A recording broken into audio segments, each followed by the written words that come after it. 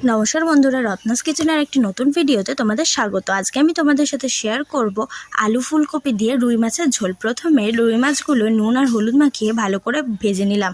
তারপর কড়াইতে তেল দিয়ে ওর মধ্যে ফুলকপি নুন আর হলুদ দিয়ে লাল লাল করে ভেজে নিলাম। তারপর ওই তেলে তেজপাতা আর পাঁচফোড়ন দিয়ে পেঁয়াজগুলো লাল লাল করে ভেজে নিলাম। তারপর ওর মধ্যে আদা বাটা দিয়ে ভালো করে কষিয়ে নিলাম মশলাটা। তারপর ওর মধ্যে হলুদ গুঁড়ো, লঙ্কা গুঁড়ো, জিরে গুঁড়ো আর ধনে গুঁড়ো দিয়ে ভালো করে কষিয়ে ওর মধ্যে কিছুটা পরিমাণ জল আর লবণ দিয়ে ভালো করে নাড়িয়ে আলুগুলোকে দিয়ে দিলাম। তারপর আলুগুলো দিয়ে আরও কিছুক্ষণ কষিয়ে কেটে রাখা টমেটোটা দিয়ে দিলাম। টমেটোটা দিয়ে আরও কিছুক্ষণ নাড়িয়ে তারপর ভেজে রাখা ফুলকপিগুলো ওর মধ্যে দিয়ে ভালো করে মশলাটা কষিয়ে নিলাম। তারপর এতে পরিমাণ মতো জল দিয়ে দিলাম। জলগুলো দিয়ে আরও কিছুক্ষণ ফুটিয়ে ভেজে রাখা মাছগুলো দিয়ে দিলাম। আর ওপর থেকে দুটো কাঁচা লঙ্কা আর ধনেপাতা ছিটিয়ে দিলেই আমাদের রুই মাছের ঝোল একদম তৈরি। ভিডিওটা ভালো লাগলে লাইক, কমেন্ট, শেয়ার করে দেবে এবং চ্যানেলটিকে সাবস্ক্রাইব করে দেবে। আজকের মতো টাটা।